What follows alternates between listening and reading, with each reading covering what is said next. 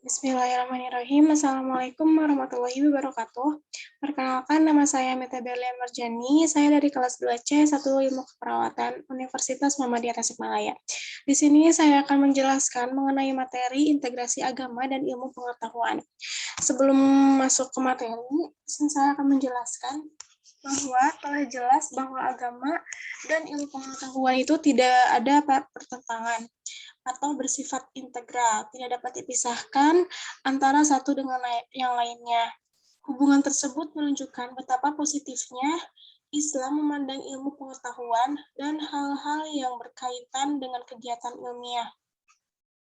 Dalam kaitan ini, pendidikan Islam bisa dihayati dan dipahami secara lengkap dan kafah atau utuh dan menyeluruh, tidak dikotori antara pendidikan agama dengan pendidikan umum.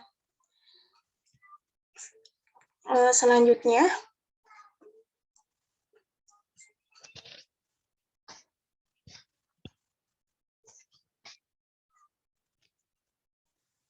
dalam konsep Islam, daerah timur, semua yang dipikirkan, dikehendaki, dirasakan, dan diyakini membawa manusia kepada pengetahuan, dan secara sadar menyusunnya ke dalam sistem yang disebut ilmu. Tetapi berbeda dengan konsep barat yang mengelompokkan ilmu itu kepada 3 aspek. Yang pertama, natural science, yaitu ilmu-ilmu kealaman, murni, biologi, fisika, kimia, dan lainnya. Yang kedua, social science, ilmu-ilmu kemasyarakatan yang menyangkut perilaku manusia dalam interaksinya dalam bermasyarakat. Yang ketiga, the humanities, ilmu-ilmu kemanusiaan yang menyangkut kesadaran akan perasaan kepribadian dan nilai-nilai yang menyertainya sebagai manusia. Selanjutnya saya akan menjelaskan lebih detail dari ketiga aspek ini. Yang pertama, natural science. Istilah alam digunakan untuk menunjukkan lingkungan objek-objek yang terdapat di ruang dan waktu.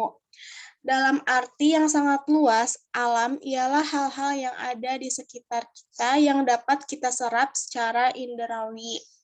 Sedangkan ilmu alam atau yang biasa disebut kosmologi adalah ilmu yang membicarakan realitas jagat raya, yakni keseluruhan sistem alam semesta.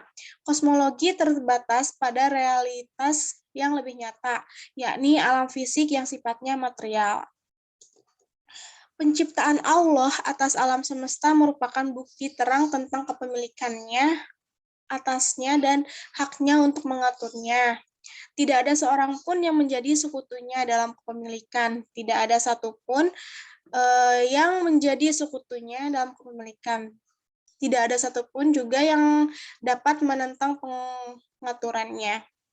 Menurut Al-Quran, kajian tentang fenomena alam mengajarkan kita beberapa pelajaran penting mengenai beberapa hal, di antaranya asal-usul dan evolusi dunia dijelaskan dalam Quran Surat Al-Ankabut ayat 20. Adanya tata tertib dan harmoni di alam semesta dijelaskan dalam Quran Surah Al-Furqan ayat 2. Adanya tujuan bagi alam semesta dijelaskan pada Quran Surah Al-Anbiya ayat 16. Pentingnya umat manusia dijelaskan dalam Quran Surah Al-Isra ayat 70. Mungkinnya kebangkitan kembali dijelaskan dalam Quran Surat Fatir ayat 9. Dan argumen bagi keesaan Tuhan dari kesatuan alam dijelaskan dalam Quran Surah Al-Anbiya ayat 22.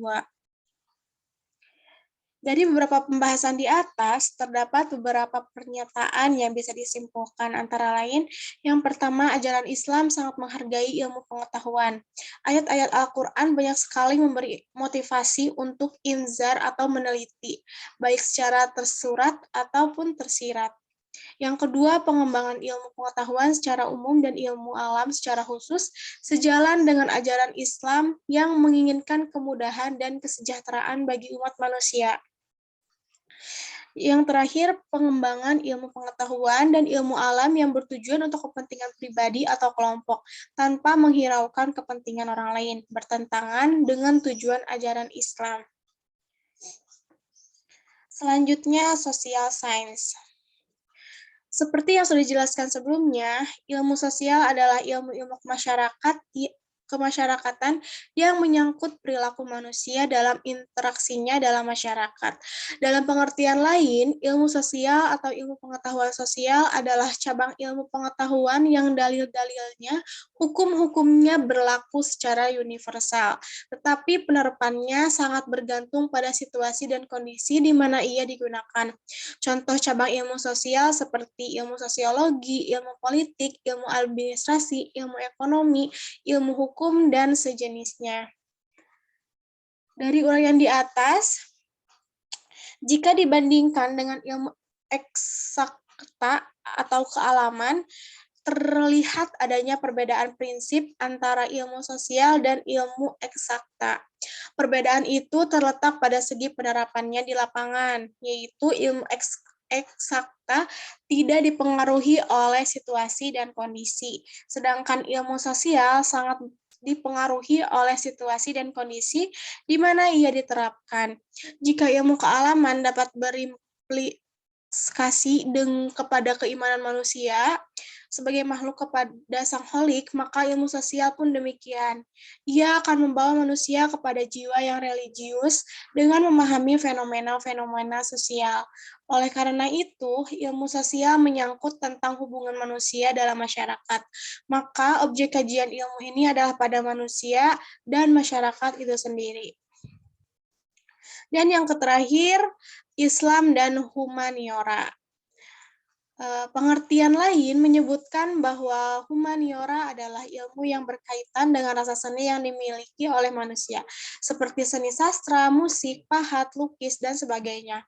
Ilmu pengetahuan humaniora tidak dapat dimasukkan dalam ilmu sosial, karena bukan ilmu yang mempelajari gerak kegiatan atau action kehidupan manusia, tetapi yang dipelajari adalah kecenderungan rasa dan perasaan yang menimbulkan bakat dan minat manusia itu untuk berkreasi.